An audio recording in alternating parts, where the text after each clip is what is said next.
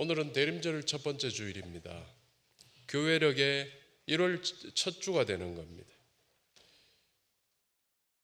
우리에게 천국 소망이 확실할 때 우리는 주님 재림을 사모하며 기다리게 됩니다. 첫 교회였던 초대교회 성도들 모일 때마다 만날 때마다 마라나타라고 인사했다고 합니다. 헬라어 표현으로 마라나타는 이렇게 쓰는데 원래 이 말이 아람어입니다. 요즘 같은 세계에서는 전 세계에 돌아다니면서 영어를 조금 이야기를 하면은 소통을 할 수 있죠. 세계 공용어. 당시 예수님 당시에 이 세상에서는 특별히 고대 근동에서는 아람어가 영어 같은 위치였습니다. 그래서 아마 예수님 공생애뿐만 아니라 예수님의 전생애 33세 동안 예수님은 아람어를 쓰셨을 것이다. 아랍이 아닙니다. 아람이라는 말입니다. 그래서 이 아람어를 쓰셨을 것이다. 그 아람어 발음으로 마라나타를 이렇게 헬라어로 이렇게 음역을 한 겁니다. 이 뜻은 주여 오시옵소서. 그래서 우리 표현들로 보면은 어디서 보면 주여 어서 오십시오. 주여 오시는데 주님 천천히 오라는 뜻이 아닙니다. 이 마라나타의 의미는 주여 간절하게 빨리 와달라는 소망이죠. 그래서 어서 오시옵소서라고도 표현하기도 합니다. 그런데 본문에서도 선지자 이사야가 그 옛날에 우리 주님 오시기 그 훨씬 이전에 이미 이 마라나타의 소망을 또 드러내고 있습니다. 이사야 64장 1절에서 3절인데요. 원하건대 주는 하늘을 가르시고 강림하시고 주께서 강림하사라는 이 마라나타의 소망을 그때 표현하고 있습니다. 그러면 구약의 선지자부터 초대교회의 성도까지 이토록 마라나타를 소망하는 이유가 무엇일까? 그것은 우리 사는 세상, 이 타락한 세상을 구원할 수 있는 유일한 방법이 오직 주님께서 하늘로부터 강림하시는 것이기 때문입니다. 그래서 마라나타 주 예수여 어서 오시옵소서 하고 소망했던 것입니다. 지금도 소망하는 겁니다. 성도님들, 이 세상이 그래도 착한 사람이 더 많지 않겠습니까? 하는 사람들 많습니다. 착한 사람들이 참 많죠. 그러나 착한 사람들로 이 세상에 소망이 되는 건 아닙니다. 이 세상의 궁극적인 소망은 그래서 없는 겁니다.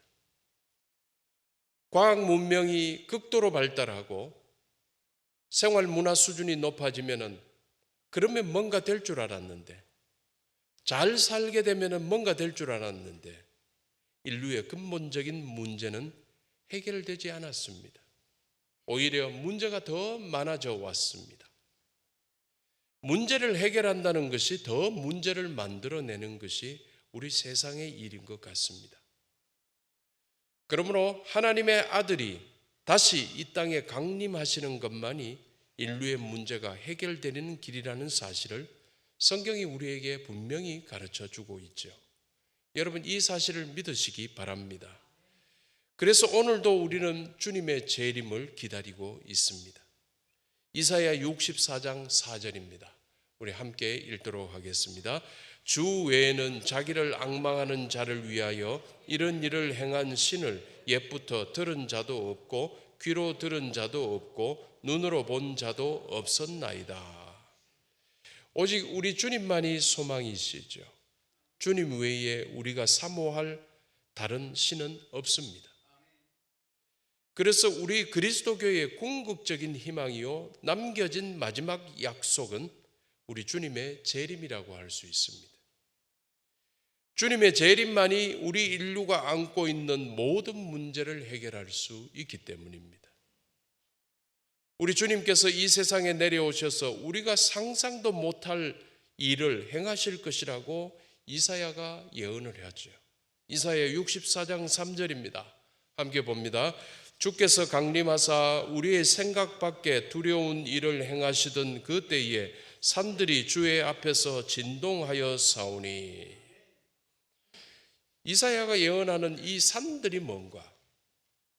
산들은 바로 우리를 가로막고 있는 세상의 모든 문제들입니다. 주님께서 강림하시면 높은 산들도 주님 안에서 떨게 되듯이 우리를 가로막고 있는 삶의 문제들도 우리 주님이 강림하시면 주님 앞에서 두려워 떨게 될 것입니다. 문제들이 다 해결될 것이라는 뜻임을 믿으시기 바랍니다. 바로 그날을 우리는 기다리고 있습니다. 그래서 성도님들, 우리는 이런 기다림을 가지고 있기에 행복한 사람들입니다. 그런데 세상에는 이런 기다림이 없는 사람들도 있죠. 이런 기다림이 없으면 결국 절망입니다. 기다릴 것 없다는 것은 끝났다는 뜻입니다. 우리는 이 기다림이 있습니다. 아브라함은 약속의 아들을 기다렸지요. 그야말로 하늘의 별과 바다의 모래와 같은 자손의 번창을 기다렸습니다. 이스라엘 민족은 하나님께서 약속하신 가나안 땅에 들어갈 때까지 인내하며 기다려야 했고, 가나안에 들어가서도 수없이 인내하며 기다려야 했습니다. 그들이 이룰 수 있었던 것이 뭡니까? 주께서 오신다는 약속 때문이었습니다. 메시아 소망이었죠. 그래서 인내하며 기다리는 것은 하나님 나라 사람들의 아름다운 삶입니다. 기다림이 있는 사람들의 삶에는 뭔가 다른 것이 있는 겁니다. 희망이 있고, 그리고 어떤 삶의 아름다움들이 벌어지게 되는 겁니다. 성도들이 성도다울 수 있는 원동력은 바로 우리 주님 다시 오심을 기다리는 데 있습니다. 여러분 기다려 보셨습니까? 얼마나 흥분되고 얼마나 시간 가는지도 모르고 그러한 흥분이 있죠. 그런데 우리 주님 재림을 진정 소망하며 기다리는 자에게 어떤 기쁨의 삶이 될까요? 여러분, 마지막 때를, 우리가 살아가고 있는 때가 마지막 때인데 마지막 때를 살아가는 여러분의 삶이 주님을 기다리는 아름다움으로 충만하시기를 주님의 이름으로 축원합니다. 이사야 64장 5절의 말씀 함께 읽겠습니다. 주께서 기쁘게 공의를 행하는 자와 주의 길에서 주를 기억하는 자를 선택하시거늘 우리가 범죄하였으므로 주께서 진노하셨사오니 이 현상이 이미 오래되었사오니 우리가 어찌 구원을 얻을 수 있었으리까. 성도님들, 우리는 예수님을 믿고 있죠. 이 우리가 예수를 믿는다는 이것 때문에 우리가 하나님의 자녀가 되었다는 증명이 됩니다. 뭐 하다 보면은 뭐 증명서를 띄워라. 그게 마지막 확증이죠. 당신 말 참말인지 진짜인지 거짓말인지 증명서에서 나타나죠. 우리가 예수를 믿는다는 건 증명입니다. 우리가 하나님의 자녀가 되었다는 증명입니다. 여러분이 예수를 믿으면 하나님의 자녀가 되었다는 확실한 증거입니다. 그래서 예수님을 믿으면 하나님의 자녀로서의 존재의 변화를 경험하게 됩니다. 우리가 하나님의 자녀가 된 존재로서의 변화를 어떻게 그 변화는 어떤 것일까? 그것은 생각이 달라지고 사유하며 살아가게 된다는 겁니다. 과거에는 전혀 하지 않았던 생각들을 하게 됩니다. 내가 예수 믿고 나서 내 삶은 이전과 달라졌을까? 라는 생각이 듭니다. 이전과는 달리 하나님께서 내 인생을 기뻐하실까? 지금 나를 하나님께서 정말 기뻐하실까? 내 말을 좋아하실까? 내 행동을 좋아하실까? 하는 질문들이 생겨나게 되는 겁니다. 이게 하나님의 자녀가 되어 있기 때문에 그런 일이 벌어지는 겁니다. 늘 하나님의 영광, 하나님께서 좋아하시기를, 하나님께서 영광 받으시기를 사유하면서 살게 되었다는 것이 변화되었다는 겁니다. 여러분, 이러한 변화를 누리시기를 주님의 이름으로 축원합니다. 그런데 성경을 통해서도 말씀하셨듯이 우리는 그대로 놔두면 말이며 살아가면 살아갈수록 하나님의 진노를 쌓을 수밖에 없다고 하지요. 뭘 좀 살면서 하는 일이 하나님께 좀 더 인정받으면 좋을 텐데 우리가 하는 일들은 하나님의 진노를 쌓을 수밖에 없다고 하죠. 이사야 64장 6절의 말씀입니다. 함께 봅니다. 무릇 우리는 다 부정한 자 같아서 우리의 의는 다 더러운 옷 같으며 우리는 다 잎사귀같이 시들므로 우리의 죄악이 바람같이 우리를 몰아가나이다. 이처럼 우리는 깨끗하지 못한 자입니다. 하나님께 부정한 자이다. 그래서 스스로 구원받을 자격이 있다고 말할 사람은 세상에 한 사람도 없습니다. 우리는 본질상 진노의 자식이요 본질상 죄인이기 때문입니다. 하는 일이 계속 그렇게 됩니다. 그러므로 의인은 없으니 한 사람도 없습니다. 그래서 우리의 욕심은 끝이 나지 않고 우리가 죄인이니까 이생의 자랑이 우리를 휘어감고 있습니다. 우리가 죄인이니까. 그래서 헛된 이 세상의 것들이 내 눈에 보암직해 보이고 그런 것들이 더 또 탐스러워 보이고 또 좋아 보입니다. 아니 왜 이럴까? 내가 죄인이기 때문에. 이처럼 우리 죄악이 우리를 몰아가고 있다는 거예요.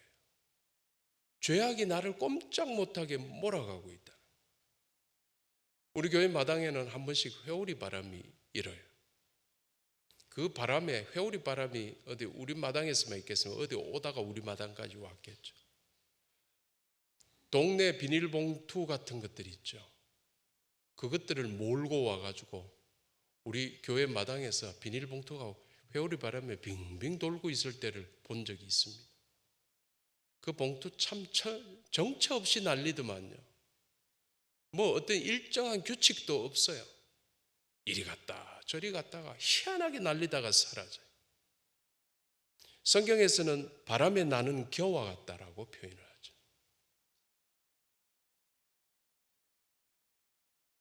돈의 바람에 성공의 바람에 우리마저도 휘몰리면서 정신을 차리지 못하게 합니다. 그래서 정말 하나님의 은혜 아니면 우리는 제대로 설 수 없습니다. 서 있을 수 없습니다. 바람이 나를 마음껏 휘몰아가기 때문입니다. 은혜 아니면 서 있을 수 없습니다. 우리를 무조건적으로 구원하시기로 작정하시고 우리가 돌아오기를 무한정으로 기다려주시는 이 하나님의 은혜가 우리에게 없었다면 그야말로 끝나도 벌써 끝나버렸겠죠. 바람에 나는 겨처럼 날려서 어딜 갔는지 몰라졌을 거고 회오리 바람에 날리고 있는 빙빙 돌고 있는 비닐봉투처럼 어디에 처박혀 있을지도 모르는 끝을 내버렸겠죠. 이사야 64장 7절에 말합니다. 함께 읽겠습니다. 주의 이름을 부르는 자가 없으며 스스로 분발하여 주를 붙잡는 자가 없사오니 이는 주께서 우리에게 얼굴을 숨기시며 우리의 죄악으로 말미암아 우리가 소멸되게 하셨음이니이다. 이렇게 이거예요. 소멸되겠는 거예요. 그래서 성도님들 우리는 정말 사모하며 기다려야 하는 겁니다. 우리를 구원하러 오시는 주님입니다. 주님이 빨리 오셔야지 우리가 이 회오리 바람, 이 바람에 흔들리지 않고 그래도 붙들고 있다가도 주님 맞을 수 있죠. 우리 참다가 어딘가 또 바람에 날려가 가버리면 어떡합니까? 주님 어서 오십시오. 제가 지금 아직까지 버티고 있습니다. 주님 어서 오십시오. 우리가 꼭 구원받기 위해 우리 주님을 간절히 기다려야 하는 겁니다. 여러분들 꼭 이러하시기를 주님의 이름으로 축원합니다. 이사야 64장 8절 9절입니다. 함께 읽겠습니다. 그러나 아버지여, 이제 주는 우리 아버지시니이다. 우리는 진흙이요 주는 토기장이시니 우리는 다 주의 손으로 지으신 것이니이다. 그래서 우리는 우리 인생을 주님께 위탁할 수밖에 없습니다. 내가 내 인생을 붙들고 있을 수가 없어요. 주님께 위탁할 수밖에 없습니다. 우리의 한계가 너무 분명한 것을 우리가 알기 때문입니다. 우리의 한계가 뭡니까? 그냥 진흙뿐이라는 한계입니다. 뭐 잘난 척해도 우리 전부 흙들입니다. 진흙들입니다. 반면 우리 하나님께서는 토기장이시죠. 전능하신 토기장이. 전능하신 아버지 하나님께서 우리 아버지시고 우리 아버지가 바로 전능하신 하나님이시라는 사실이 중요합니다. 전능하신 아버지 하나님께 온전히 맡기는 자녀는 그야말로 지혜로운 자녀입니다. 여러분, 하나님께 온전히 맡기시기를 바랍니다. 뭐 하나 붙들고 있지 마세요. 하나님께 다 맡기세요. 그래야지 바람에 휘말려서 몰려가지 않습니다. 성도님들, 토기장이는 귀히 쓰는 그릇도 만들고 천히 쓰는 그릇도 만듭니다. 똑같은 흙인데 어떤 그릇은 귀하게 쓸 그릇으로 만들고 어떤 것은 질그릇으로 만들지요.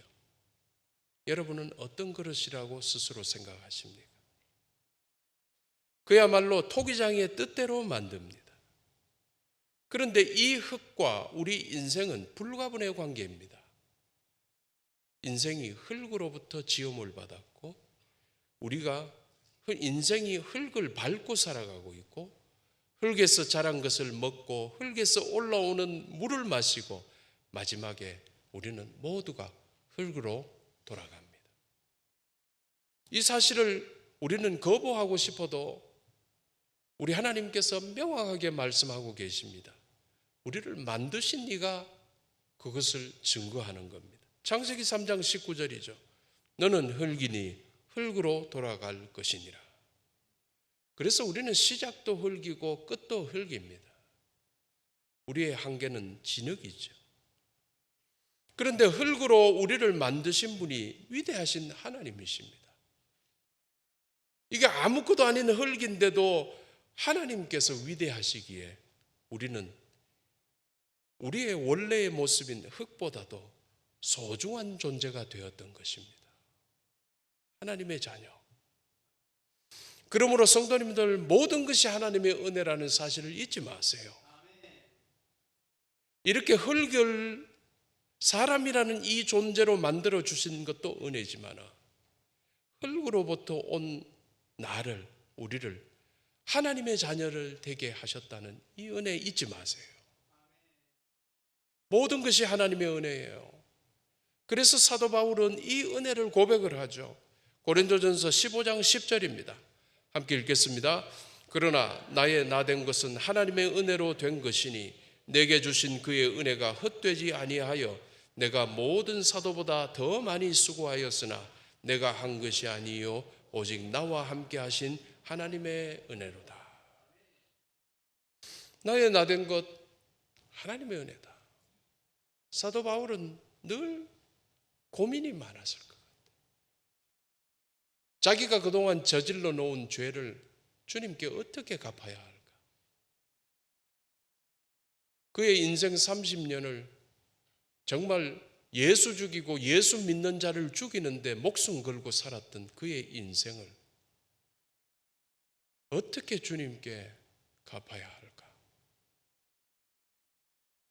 그러한 자기 정말 죽여버리지 않고 주님께서 주님의 사도로 만들어 주시고 복음 전할, 남들 가기 힘든 곳에 가가지고 고생하고 땀 흘리고 매맞게, 그래도 하나님께서 그에게 은혜 주셔서 교회를 세우게 하고 우리 그리스도교가 선포되게끔 하나님의 은혜를 베풀어 주셨죠. 남들은 조금 일하고 막 일 많이 한 척 박수 받고 칭찬받는 거 좋아했지만은 훨씬 더 고생만 했지만은 내가 한 것이 아니요 오직 나와 함께 하신 하나님의 은혜를 아는 자가, 하나님의 은혜를 아는 자가 말할 수 있는 고백이지. 대림절을 맞았어요. 우리 주님의 은혜로 오늘까지 우리 살아왔어요. 대림절을 맞아 박수 받는 일 속에 즐거워하지 마시고 아무도 모르게 오직 주님만이 영광 받으시게 여러분 좋은 일들, 착한 일들 많이 하시는 대림절 보내시기 바랍니다. 다 하나님의 은혜로라. 우리 하나님 영광 받으셔야죠. 우리 주님 기뻐하셔야죠. 결론을 맺습니다. 오늘은 대림절 첫 번째 주일입니다. 성탄절을 기다리며 다시 오실 주님을 기다리는 절기입니다. 차분한 경건의 실천이 있기를 바랍니다. 세상은 떠들죠. 예수 믿지도 않으면서 떠들죠. 온갖 난리법석이지요. 그러나 우리는 차분히 경건을 실천해야 됩니다. 주님께서 무엇을 좋아하실까? 여러분의 삶이 이러한 실천이 있기를 소망합니다. 우리가 주님을 기다릴 때 우리는 가장 복된 사람이라는 사실 기억하고 삽시다. 이 대림절 기간 여러분 어떤 일이 있더라도 여러분의 마음속에는 기쁨이 충만하기를 바라요. 여러분의 얼굴에도 기쁨이 충만하기를 바라요. 주님께서 오심을 기다리는데 가장 복받은 사람들이 기쁨이 충만해야죠. 주님 맞을 준비하면서 기다리는 복되고 아름다운 생애가 되기를 주님의 이름으로 축원합니다. 기도하겠습니다.